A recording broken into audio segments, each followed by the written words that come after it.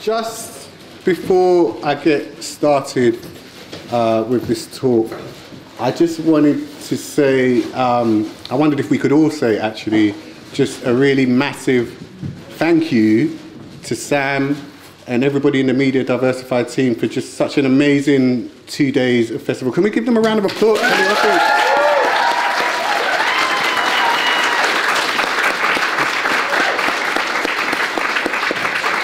Absolutely, like, fantastic stuff, and I know for a lot of people, including myself, something like this has just been, we've been waiting for a long time for something like this, so thank you very much from the bottom of our hearts.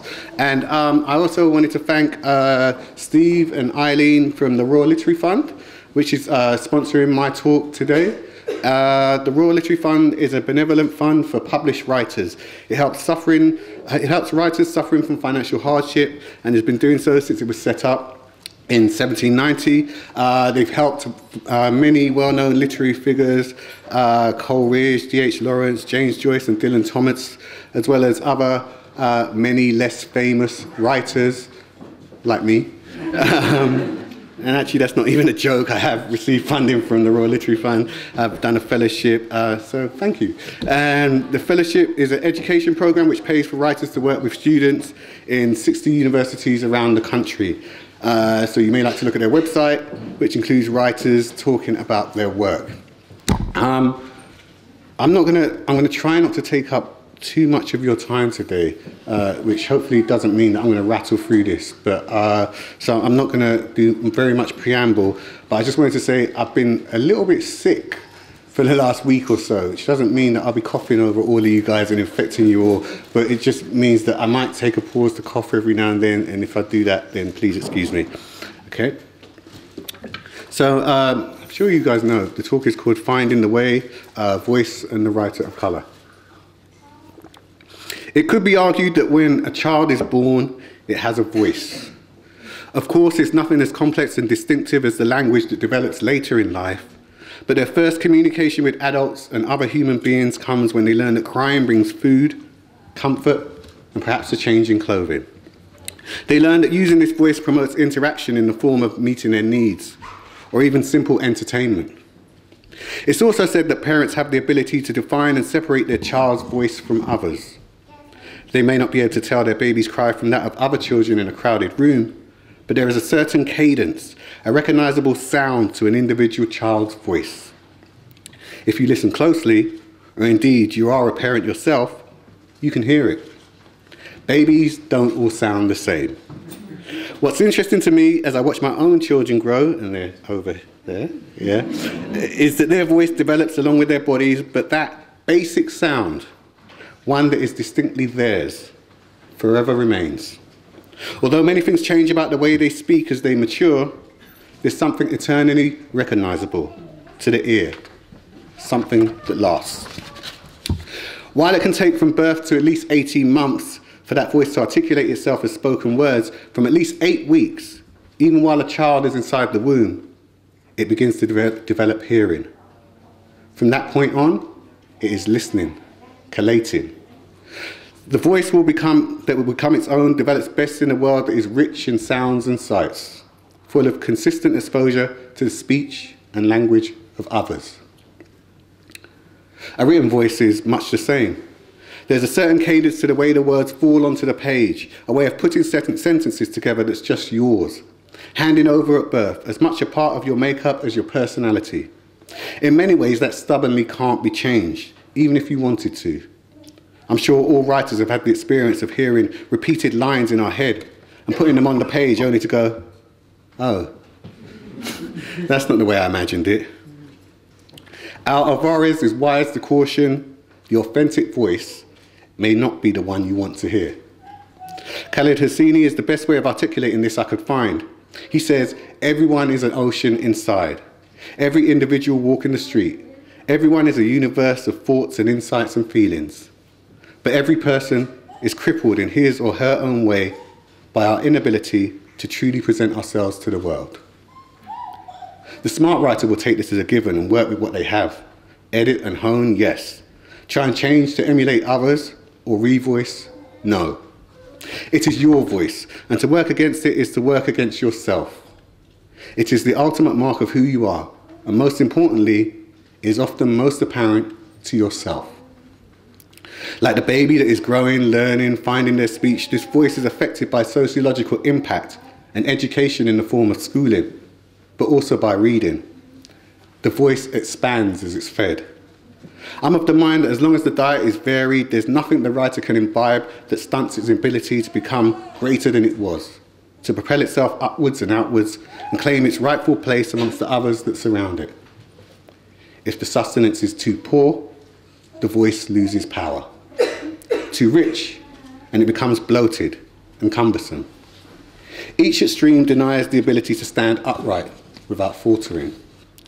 A balanced intake helps to provide balanced stature.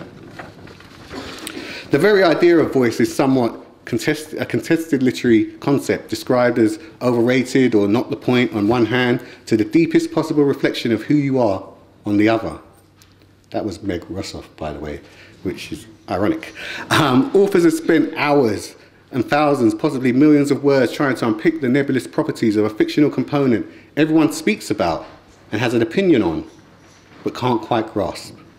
To me, the denial of something so fundamental to human endeavour is akin to the denial of air. Voice holds the whole thing together.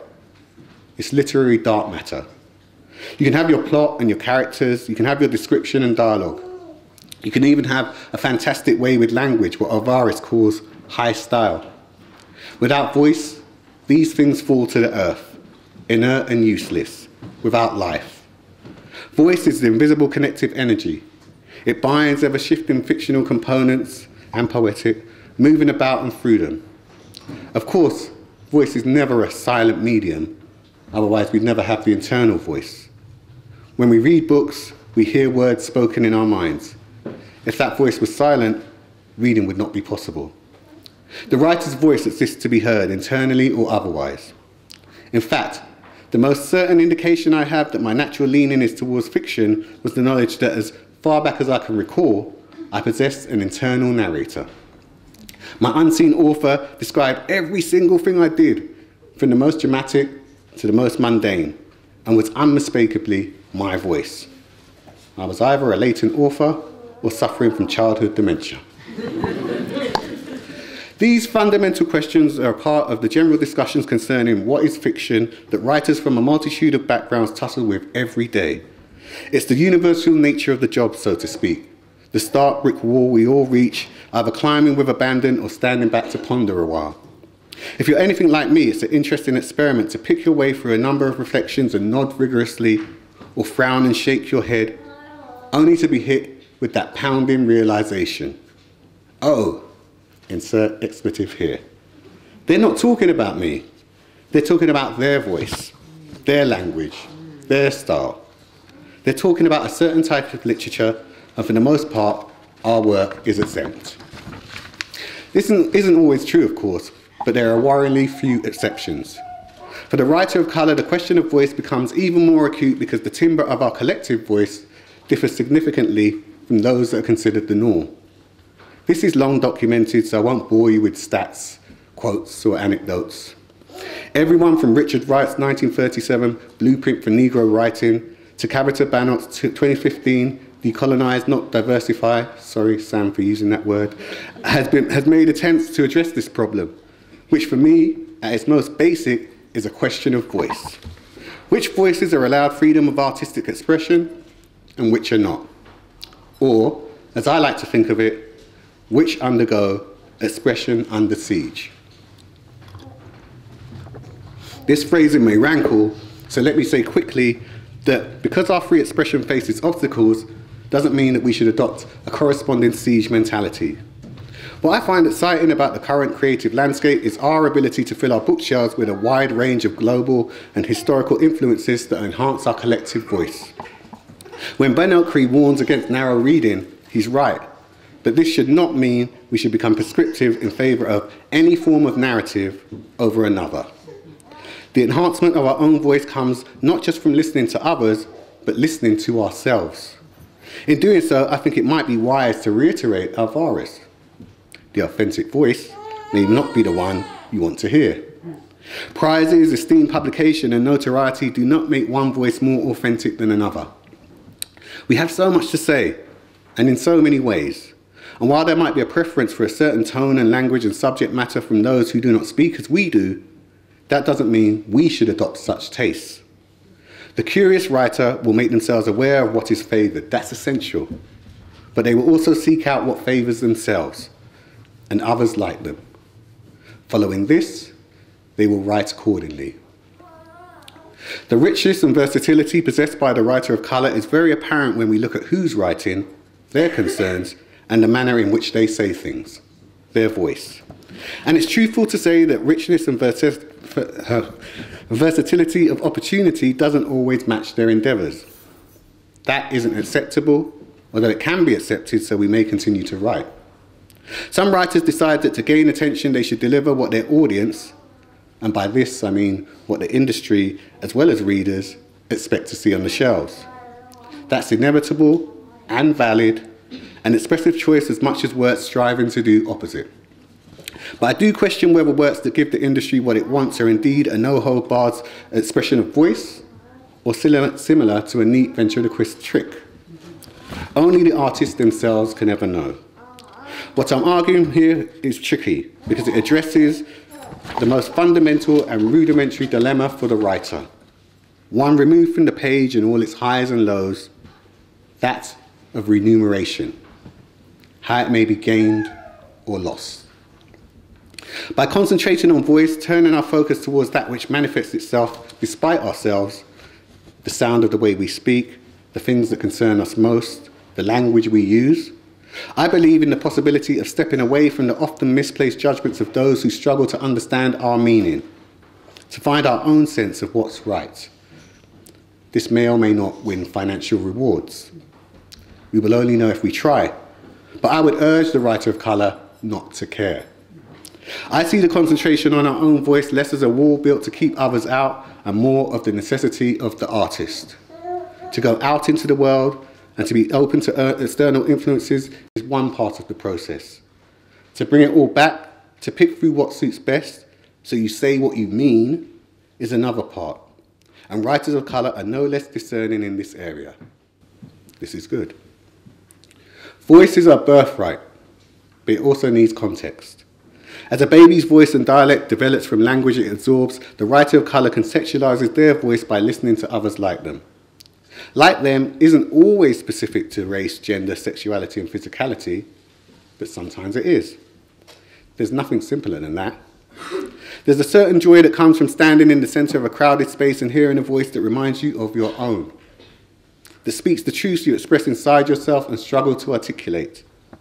Those who find the writers of coloured voice off kilter or strange know this. Perhaps that's why they struggle to hear outside their own timbre. For us, the act of listening to those who sound like us is of utmost importance, even if we don't like what they say. In a climate where hearing those voices is not normalised, and in fact, normalisation derives from the lack of hearing ourselves speak, we can work hard to become what I call conscious listeners. Conscious listening is the study of literature for us, created by us. It's a working knowledge of the fiction, poetry, films and plays that come before us, exist alongside us, and might emerge in the future. There's nothing to fear about being knowledgeable about your artistic peers. No shame. In fact, it can bring great strength. Writers of colour should not exist in a vocal vacuum. We should not be attuned only to the sound of ourselves. Read works deemed as classics by all means, but claim some classics amongst writers who are also like us. There's a rich history of writers who have tried to make sense of their particular existence on this planet, just as we attempt to make sense of ours. Be conscious of who they are. If that means seeking out the gems in British writing of colour, then we should do so as part of our ongoing process of betterment. This act of self-reflective awareness is nothing new to the writer, whoever they may be. Be aware of what you're seeing, hearing, tasting, touching, thinking. It's nothing to go a step further and to think about what we're reading. Am I reading that which I am? No? Why? Can I find it? No. Why? How do I go about doing so? Find out. And so on. The writer of colour cannot become complacent in these matters. If we are conscious in our art, we can become so in our listening. The formalisation of our voice depends on this for survival. We cannot allow it to go unappeased. Conscious listening is not a momentary process. We do not engage in the act as an amateur writer and discard it when we are deemed professional by our ability to win remuneration. It should continue throughout our writing practice, even when we are elderly professors of the form, win prizes, judge prizes, write treatises, give speeches. The awareness that a writer has stopped conscious listening comes when they make pronouncements about the state of our literature we know full well to be incorrect. We nod, make polite noises. If we're in close proximity, we might offer some kernel of correction, a morsel of example which proves that we are listening while they are not. There is no ego. We are sharing information. The writer might nod, make polite noises. They might continue saying what they said before. It doesn't matter. What's important is our own recognition in the importance of listening to our peers. We must have faith in the knowledge that it will serve us well.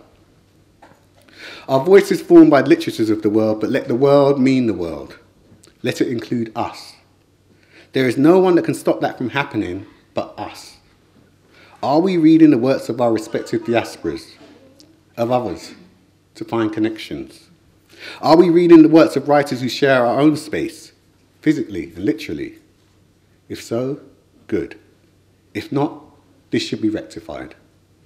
Let our worth be defined not by what others think of us, but by what we think of ourselves. Let us value the cultural currency of a language defined by us. It's a necessity that the writer of colour remains in constant dialogue with our respective communities, and I mean that to emphasise that in the plural. We know we're not homogenous, neither are our concerns. Writers are shaped by where they have come from, but also where they may go. It happened to me, 5 books into my journey, reading at Busboys and Poets in Washington, D.C. I was lucky enough to be sharing a stage with the Ethiopian-American writer Denal Mengistu. We'd had a great full house audience. I'd read a story called Spider-Man. During the Q&A, a young woman asked me whether I'd based the story on the Caribbean and Nancy fables. I hadn't actually, and said something like, but I wish I'd been smart enough to think of that. Afterwards, we spoke. She thanked me for not putting her down, which shocked me a little bit because I saw no reason to. I honestly thought she'd made a good suggestion. Some point afterwards, I began to think about the relationship we writers have with our audience and how this lady came to believe that she might have been put down by an author just for speaking her mind. I told the story to other writers, most notably the Jamaican novelist Olive Senior, who told me that a reader pointed out to her that she always wrote about white cars. She looked at her own work, and there they were, unnoticed by the author. I thought about what I'd written in my story. Was it possible that I might have subconsciously written an Anansi story all along? Like my speaking voice, had it grown without effort on my part? And now I've been made aware of the possibility, what could I do to further nurture, shape and channel that voice in order to attain more power and more effect? I decided to honour the gift this unknown woman had granted me and pursue her suggestion with conscious awareness. I wrote at least 3 further stories and 1 film script using the Anansi myth as a motif, all with London settings, including my last novel. It was a great way to enhance my voice by opening a new channel, one which changed my register but didn't alter my tone. Many of us know the Anansi myth as one of the great African diaspora connectors. He appears under numerous titles: Elegba, Elegua, Esu, Sebek, Brer Rabbit, and so on. He wears many guises: the old man, the spider, the young mixed-race man, and of course the wily rabbit. He's a trickster figure, although sometimes it is he who is tricked. Most interestingly, he's synonymous with skill and wisdom in speech. In one particular origin tale, he becomes the god of all stories. Anansi's corresponding gods, that of Nigeria's Elegba and ancient Kemet Sebek, are known as openers of the way, guardians of the roads and doors in this world. They are teachers, bringers of inspiration. Each stands in the crossroad between the human and the divine. Indeed, the crossroads is a potent symbol of their powers. In some quarters, it's believed the legendary blues singer Robert Johnson met not the devil, but Elegba in such a place. If this was the case, Johnson may not have sold his soul, as the story goes. Rather, he may have been granted an epiphany of epic proportions, one that was to grant him the gift of the perfect blues, forever etching his name into the history books. The crossroads are a great representation of the various directions a writer can go, faced with the sweet dilemma of a change in style, theme, or voice. Each side is equal. Going back might take you into the past, but you may uncover something you missed. Going right or left might cause you to feel you veer too far from your starting point, but there's always hope of discovering something new. In some ways, going forwards can feel like the most exciting, but also the most dangerous. It's not good to rush too quickly or freeze up because of the fear. Writers deal with these problems every day, and so they know as well as I that these fights are ongoing, and victory is never assured. However, each win pushes us into rich territory no matter which road we take. Staying in the fight is what matters. As the opener of the way, I'd like to suggest that the friend that I made in Washington, D.C. had made me quite productive. I'd like to thank her one day because every artist needs someone along the road that keeps them interesting. It can be easy as a writer of colour to grow territorial about our space, how it defines who we are, to want to shut our ears and eyes to what the world has to say because, after all, we face so much negativity. While I'm all for blocking the less positive aspects of outside forces, the work should breathe in order to allow what's good for us to enter. We are privileged human beings to be engaged with something we love so fiercely. And I believe we have a responsibility to make our fictional worlds true reflections of us and of them, the people outside our windows. We fail if we are writers writing for other writers.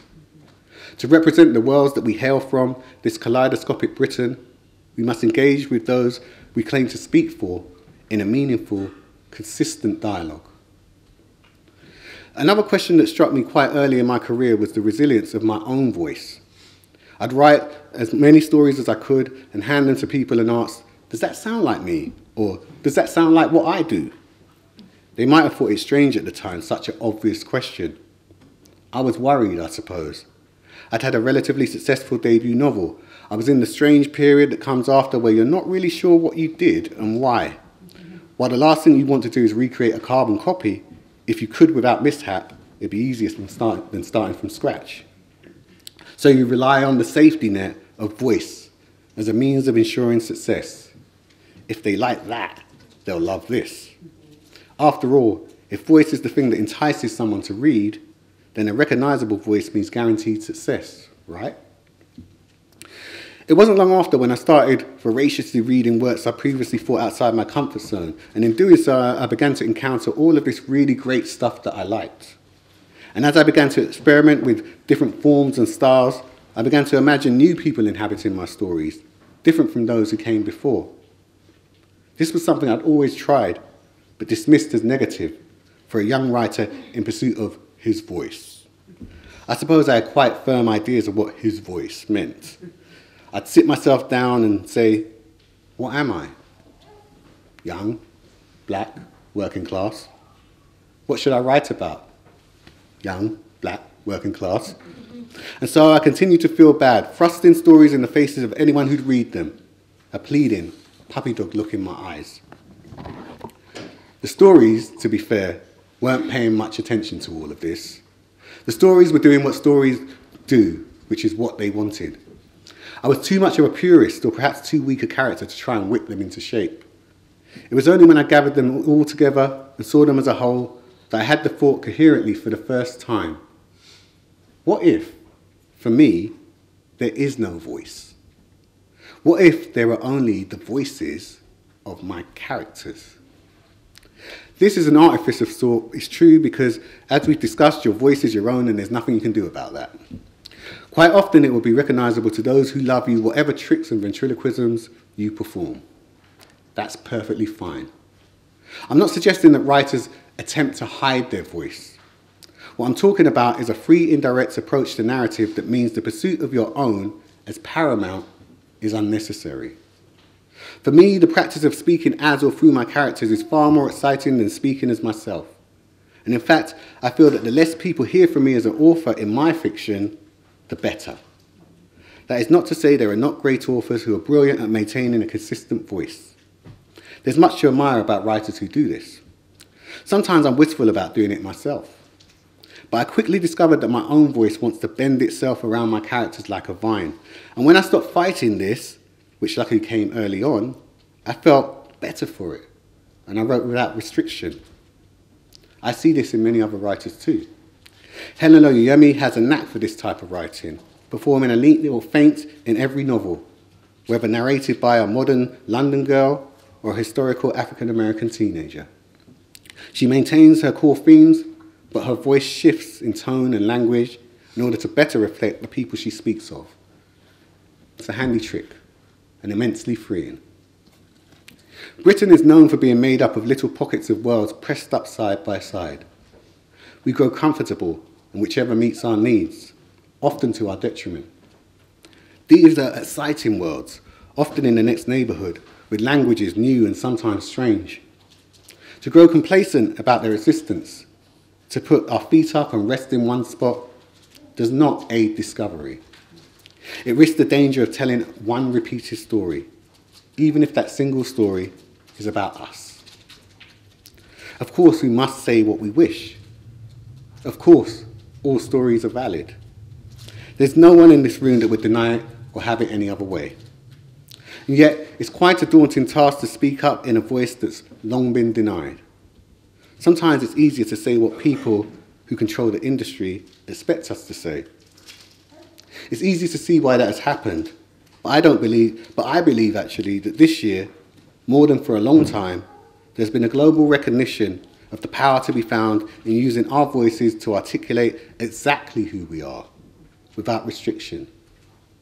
This is happening for actors and other filmmakers.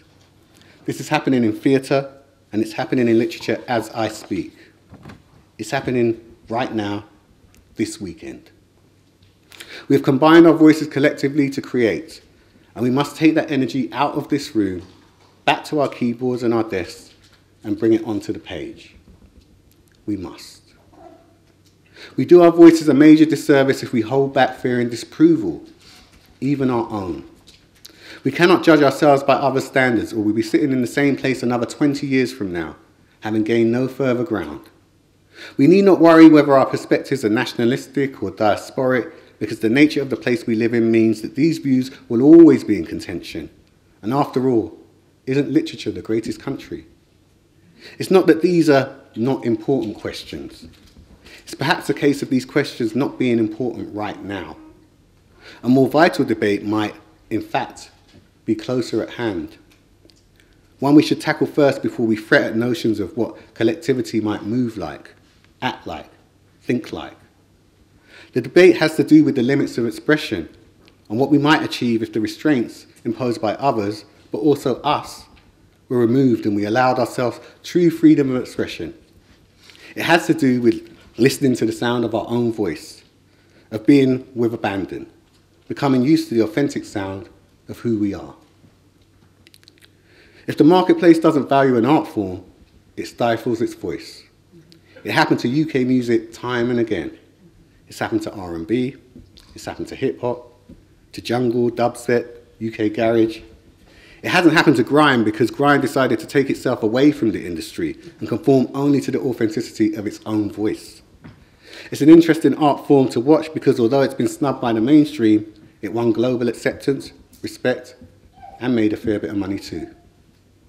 We should look into the streets and schools and places of work that surround us and ask whether our voices are being used to tell their stories. Are we speaking of what we can see? If so, then we continue. If not, that's still a good thing for artists like us. Everyone's in need of material. Every writer needs stories to tell, and we have millions. If we place the business of being a voice for those stories ahead of the business of literature, we'll be the closest ever to expressing exactly who we are, the heroic, flawed, contradictory, wealthy, poor, educated, disenfranchised, disabled, sexually free people who make up the place that we call home. We can become a voice for their challenges and their triumphs, or we can make fictions of our own. We can soar into the realms of abstract dimension, or we can land with a thump on the grit-powdered concrete that lies outside this room.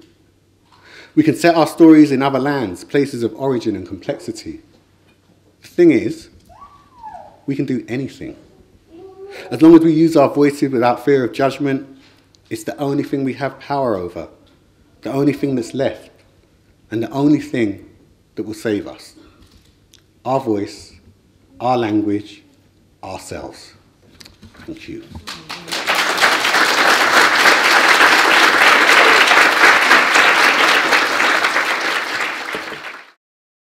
Thank you very much, Courttia. That was awesome, and thank you to the Royal Literary Fund as well for sponsoring that talk. And I'm very sad to say that's brought us to the end of Bear Lit Festival. Can I summon my crew to the stage? All of you. Sam, too. Can you come down?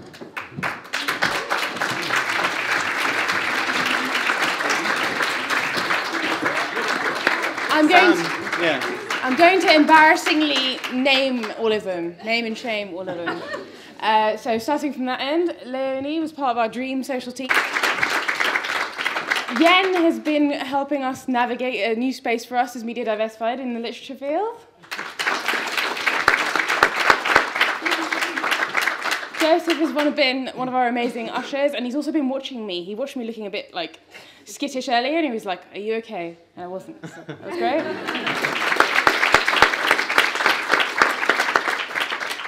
You will have seen Sabina at the front. She's been an amazing person on the front desk, especially since I gave her very little help, and she just kind of ran with it, which was awesome.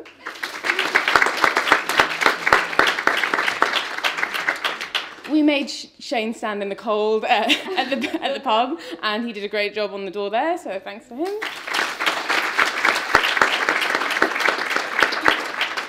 Who is a part of the Media Diversified family, and she's been here today helping out on the stall and just around, so thank you to her.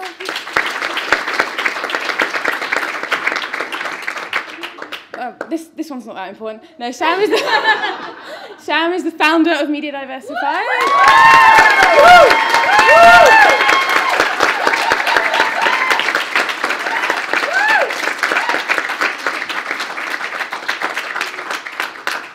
Samira's kind of hiding, so we're going to move her. She's also been our other social guru, and she was a part of getting us trending, so thank you to her.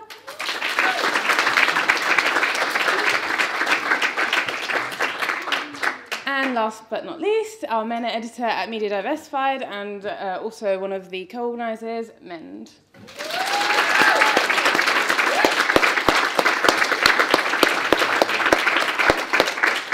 I would like to highlight that none of the volunteers got paid, and they all did a really stellar job.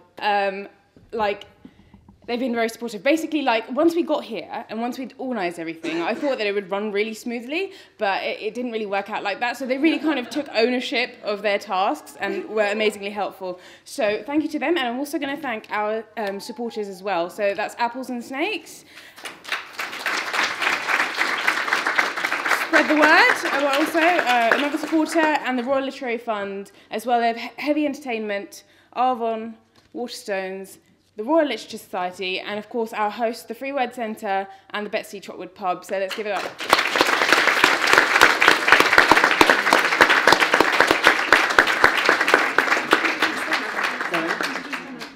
And of course, say hi to Henna, who is also one of our co-founding members of Bear Lit Festival, and she's our feature editor at Media Diversified. Please give her a round of applause.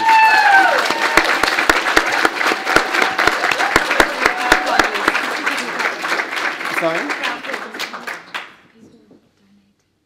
Oh, right, of course, yeah. And we've got individual supporters who we'd like to thank. David Amadasun, Susie Symes, Kit Duval, Courttia Troth, Tom Ryan, Catherine Fabian, Itai Welby, and James Westby. And I just want to say thanks to all of our authors who have made this festival absolutely incredible. And I mean, I'm just speechless. I want this to continue. And I'm going to go home and start planning the next festival because...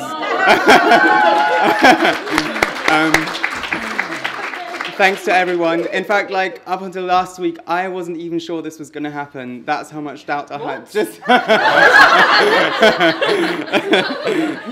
joking. So thanks to everyone who's come today and yesterday and who has made this an absolutely incredible experience. Thanks so much.